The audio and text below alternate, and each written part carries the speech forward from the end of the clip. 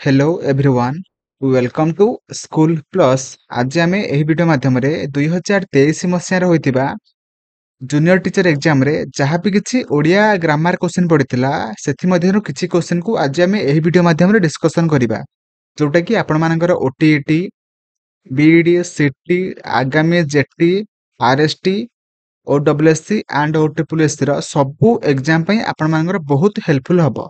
तो सेथिपई आपण माने वीडियो को फास्ट रो लास्ट जाए बिना डाउट रे देखंतु। मोर ग्यारंटी आपण माने सब किछि ठीक भाबरे बुझी पारिबे एवं ता सहित देखंतु सबू एग्जाम रो सिलेबस ओडिया ग्रामर रो सिलेबस पाखापाखि सब सेम। तो सेथिपई आपण माने बहुत सारा क्वेश्चन को प्रैक्टिस करंतु जोटा कि आपण मानकर सबू एग्जाम पई बहुत हेल्पफुल हबो। तो चलते वीडियो स्टार्ट करिबा। प्रथम क्वेश्चन अच्छी देखि पारथुबे आपण माने कि स्वाधीन शब्द किपरि गठित होईची। तो ऑप्शन अच्छी स्व युक्त अधीन, ऑप्शन बी अच्छी स्वा युक्त अधीन, ऑप्शन सी अच्छी स्व युक्त अधीन, ऑप्शन डी अच्छी स्वा युक्त अधीन। तो को ऑप्शन रे ठीक हबो? देखंतु हमर ऑप्शन सी टा हमर सठिक आंसर हबो काहे ना स्व युक्त अधीन जोटा कि स्वाधीन गठित होईची। स्वाधीन जो शब्दटा आमर स्वयुक्त अधीन माध्यम गठित होईची। ओके, स्वयुक्त अधीन। ओके, परवर्ती क्वेश्चन को जीवा। परवर्ती क्वेश्चन कहिजे पाठरे केउ प्रत्यय व्यवहार करा जायछि। हमर जो पाठ जो हमर शब्दटा अछि तो सेथिरे केउ प्रत्यय जोग करा जायछि। देखंतु हमर प्रत्यय सब बेले पई शब्दर बा धातुर परे माने यूज करा जाय थाए, किंतु उपसर्ग जोटा कि हमर शब्दर पूर्वरु बा धातुर पूर्वरु माने व्यवहार करा जाय थाए। तो मते कहंतु पाठरे जो हमर केउ प्रत्यय जोग करा जायछि बा व्यवहार करा जायछि। ऑप्शन अछि पाठ युक्त अ, ऑप्शन बी अछि पठ युक्त अ, ऑप्शन सी अछि पा युक्त आठ सॉरी ठाओ, ऑप्शन डी अछि पठन युक्त अ। तो सठिक आंसर कोन हबो ना हमर ऑप्शन बी हे जिवो सठिक आंसर पठ युक्त अ, जोटा कि आमे कहथांती कोन ना आमे कहथांती पाठ। ओके, टिके मने रखिबे। तो परवर्ती क्वेश्चन को जिबा। परवर्ती क्वेश्चन कहिछि अवसर बासरे ग्रंथर रचना किए करथिले। देखंतु आमर गोटे ग्रंथ अछि जोटा कि अवसर बासरे, तो सही ग्रंथ को किए लिखिथिले क्वेश्चन पचारछि। ऑप्शन अछि फकीर मोहन सेनापति, ऑप्शन बी अछि नंदकिशोर बळ, राधानाथ राय एंड गंगाधर मेहर। तो सठिक आंसर कोन हबो? हमर option A will be right answer जोटा कि फकीर मोहन सेनापति जे कि हमर अवसर बासरे से ग्रंथटा को से रचना करथिले। तो परवर्ती क्वेश्चन अच्छी अंतर को विशेषण रे प्रकाश कले कौन हेबो। देखंतु हमर ऑप्शन अछि आंतरिक, अभ्यंतर बा आभ्यंतर, ऑप्शन सी अछि आत्मिक, ऑप्शन डी अछि आर्थिक। देखंतु अर्थर विशेषण रूप आमे माने डिस्कशन करि सारचंती जोटा कि हमर आर्थिक हेबो, आत्मर आत्मिक। तापर आसिला अंतरर अंतर र विशेषण रूप कौन हबो ना आंतरिक। बुझि पाइले, option A will be right answer.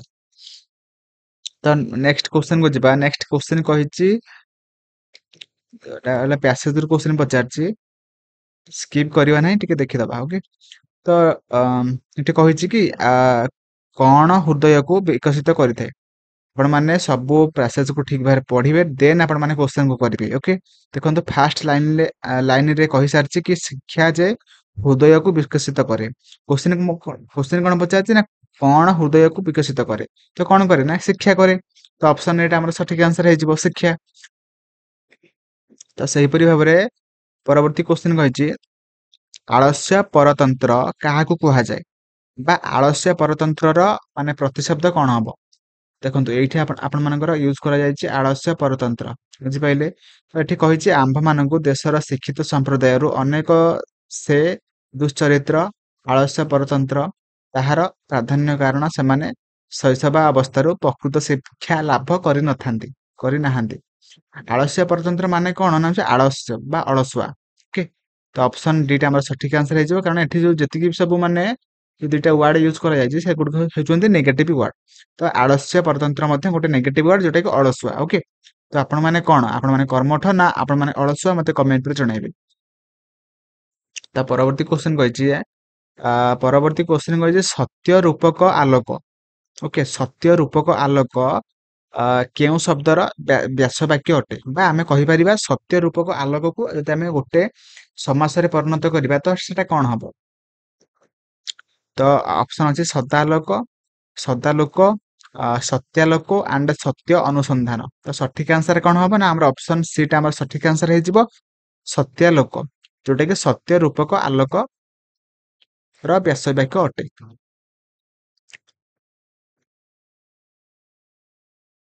ତ ପରବର୍ତ୍ତୀ କ୍ୱେଶ୍ଚିନ୍ କହିଛି କିଏ ନନ୍ଦିକେଶରୀ କାବ୍ୟ ରଚନା କରିଥିଲେ? ଏଇଟା ଟିକେ ଆପଣ ମାନେ ମନେ ରଖିବେ କି ଲେଖକ ଏବଂ କଣ ଲେଖିଥିଲେ ସେ।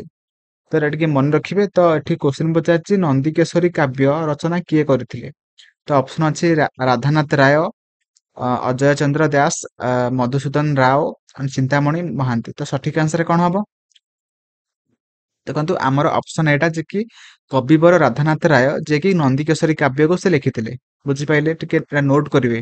ଓକେ, ଏବଂ ତା ସହିତ ମୁଁ ଆପଣମାନଙ୍କୁ ଏହି ଚ୍ୟାନେଲ ମାଧ୍ୟମରେ ଗୋଟେ ଲେଖକ ଏବଂ ସେ କଣ ରଚନା ଗୁଡିକୁ ଯେଉଁ ସବୁ ରଚନା ଗୁଡିକୁ ସେ ଲେଖିଛନ୍ତି ତ ସେଥିପାଇଁ ଗୋଟେ ସେପାରେଟ ଭିଡିଓ ଆପଣମାନଙ୍କ ପାଇଁ ମୁଁ କରିଦେବି। ତ ଆପଣମାନେ ଭିଡିଓକୁ ଦେଖିବା ପାଇଁ ଆପଣମାନେ ଲାଇକ୍ କରିବେ, ଚ୍ୟାନେଲକୁ ସବସ୍କ୍ରାଇବ କରିବେ ଏବଂ ଆପଣମାନଙ୍କୁ ଭିଡିଓ କେମିତି ଲାଗିବ ମତେ କମେଣ୍ଟରେ ଜଣାଇବେ। ତ ପରବର୍ତ୍ତୀ କ୍ୱେଶ୍ଚିନ୍ କହିଛି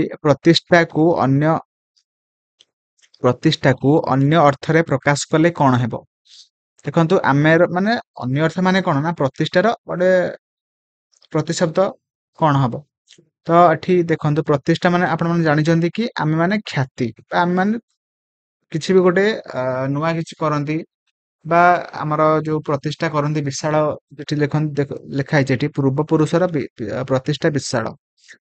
ଦେଖନ୍ତୁ ଏଠି ଅପସନ ଅଛି ପରିସର, ପରିବେଶ, ପରିଚୟ, ଖ୍ୟାତି। ତ ଆମର ସଠିକ ଆନ୍ସର କଣ ହବ ନା ଖ୍ୟାତି ହବ। ଓକେ, ଖ୍ୟାତି ବା ଆମର ସବୁ ନାଁ ଯୋଉ କରନ୍ତିନି କି ସେଇଟା ହଉଛି ପ୍ରତିଷ୍ଠା କରନ୍ତି ସେମାନେ, ଖ୍ୟାତି। ଓକେ, ତା ପରବର୍ତ୍ତୀ କ୍ୱେଶ୍ଚିନ୍ କହିଛି କେଶରୀ, କେଶରୀ କାହାକୁ କୁହାଯାଏ?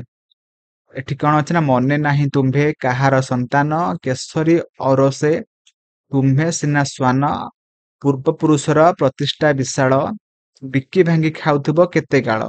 ଏହି କବିତା ଦେଖନ୍ତୁ ଏଠି ପଚାରିଛି କେଶରୀର ମାନେ କେଶରୀ କାହାକୁ କୁହାଯାଏ ବା କେଶରୀ କାହା ପ୍ରତିଶବ୍ଦ ଅଟେ? ଅଛି ବାଘ, ଭାଲୁ, ସିଂହ, ହାତୀ। ସଠିକ ଆନ୍ସର କଣ ହବ? ଯଦି ଜାଣିଛନ୍ତି ଠିକ ଅଛି, ଯଦି ନ ଜାଣିଛନ୍ତି ଆପଣ ମାନେ ନୋଟ କରନ୍ତୁ, ଯୋଉଟା କି ଆମର ସଠିକ ଆନ୍ସର କଣ ହବ ନା ହଉଛି ସିଂହ। ସିଂହର ପ୍ରତିଶବ୍ଦ ହଉଛି କେଶରୀ। ଓକେ, ତ ନେକ୍ସଟ କ୍ୱେଶ୍ଚିନ୍ କୁ ଯିବା। କହିଛି ଔରସେ, ଔରସେ କେଉଁ ଅର୍ଥ ପ୍ରକାଶ କରିଥାଏ? ଔରସେ ମାନେ କଣ ନା ହଉଛି ଆମର ଦେଖନ୍ତୁ ଏଠି ଦେଖନ୍ତୁ ବିକି ଭାଙ୍ଗି ଖାଉଥିବ କେତେ କାଳ, ପୂର୍ବ ପୁରୁଷର ପ୍ରତିଷ୍ଠା ବିଶାଳ, କେଶରୀ ଔରସେ ତୁମ୍ଭେ ସିନା ଶ୍ୱାନ, ମନେ ନାହିଁ ତୁମେ କାହାର ସନ୍ତାନ। ସନ୍ତାନ କଥା ପଢିଛି ମାନେ ଏଠି କଣ ହେଇଥିବ ନା ଏବଂ ସବୁ ପୂର୍ବ ପୁରୁଷ ମାନେ ଯୋଉ ପ୍ରତିଷ୍ଠାକୁ ସେମାନେ ସବୁ ରଖିଥିଲେ ତ ସେମାନଙ୍କୁ କିଏ ଖାଉଛି ନା ବିକି ଭାଙ୍ଗି ଖାଉଛନ୍ତି। କୋଉମାନେ ନା ଆମର ମାନେ ଆଗାମୀ ପିଢି ମାନେ ଯୋଉ ପିଢିରେ ଯୋଉମାନେ ଅଛନ୍ତି ସମସ୍ତେ। ତ ଏଠି ଔରସେ ମାନେ କଣ ନା ଆମର ପିତୃତ୍ୱ। ଓକେ, ତ ଅପସନ ସି ପିତୃତ୍ୱ ହେଇଯିବ ଆମର ଔରସେ ର ପ୍ରତିଶବ୍ଦ ଅଟେ। ତ ଅପସନ ସି ହେଇଯିବ ସଠିକ ଆନ୍ସର। ଓକେ, ପିତୃତ୍ୱ। ତ ପରବର୍ତ୍ତୀ କ୍ୱେଶ୍ଚିନ୍ କହିଛି କାଳାନ୍ତର ଉପନ୍ୟାସ କାହାର ରଚନା ଅଟେ? ଦେଖନ୍ତୁ କାଳାନ୍ତର ଉପନ୍ୟାସ କାହାର ରଚନା ଅଟେ? ଅପସନ ଅଛି ଗଣେଶ୍ୱର ମିଶ୍ର, ଗୋପୀନାଥ ମହାନ୍ତି, ଆମର ନନ୍ଦକିଶୋର ବଳ ଆଣ୍ଡ ସୁରେନ୍ଦ୍ର ମହାନ୍ତି। ତ ସଠିକ ଆନ୍ସର କଣ ହବ? ଆପଣ ମାନେ କଲରକୁ ଦେଖିକି ଆନ୍ସର କରିବେ ନାହିଁ, ଆପଣ ମାନେ ଟିକେ ମନରୁ କ୍ୱେଶ୍ଚିନ୍ କରିବେ ଏବଂ ଯୋଉଟା ନ ଜାଣିଛନ୍ତି ଆକ୍ଚୁଆଲି ସେଟାକୁ ନୋଟ କରିବେ। ଓକେ, କାରଣ ପରୀକ୍ଷାରେ ଆପଣ ମାନଙ୍କର ଏଇଭଳିଆ କଲରରେ ଆସିନଥିବ। ଯଦି ଆପଣ ମାନେ କଲରକୁ ଦେଖିକି ଯଦି ମାନେ ଆନ୍ସର କରୁଥିବେ ତ ଆମର ଅପସନ ଡି ହେଇଯିବ ସଠିକ ଆନ୍ସର, ଯେ କି ଆମର ସୁରେନ୍ଦ୍ର ମହାନ୍ତି, ଯେ କି ଆମର କାଳାନ୍ତର ଉପନ୍ୟାସକୁ ସେ ଲେଖିଥିଲେ। ବୁଝିପାରିଲେ? ତ ଏହା ଥିଲା ଆମର ଗୋଟେ ସେଟ ର ଓଡିଆ ଗ୍ରାମାର କ୍ୱେଶ୍ଚିନ୍। ତ ମୋର ଆଶା ଆପଣ ମାନେ ସବୁ କିଛି ଠିକ ଭାବରେ ବୁଝିପାରିଥିବେ ଏବଂ ମନେ ରଖିବେ, ଏବଂ ତା ସହିତ ମୁଁ ଯାହାବି କିଛି କହିଲି ନୋଟ କରିବା ପାଇଁ ଆପଣ ନୋଟ କରିଥିବେ। ଯଦି ଆପଣ ମାନେ ଏବେ ପର୍ଯ୍ୟନ୍ତ ଭିଡିଓକୁ ଲାଇକ୍ କରିନାହାନ୍ତି ଲାଇକ୍ କରିବେ, ଚ୍ୟାନେଲକୁ ନୂଆ ଥିଲେ ସବସ୍କ୍ରାଇବ କରିବେ। ଆପଣ ମାନଙ୍କୁ ଭିଡିଓ କେମିତି ଲାଗିଲା ମତେ କମେଣ୍ଟରେ ଜଣାଇବେ। ଥ୍ୟାଙ୍କ ୟୁ, ଜୟ ଜଗନ୍ନାଥ।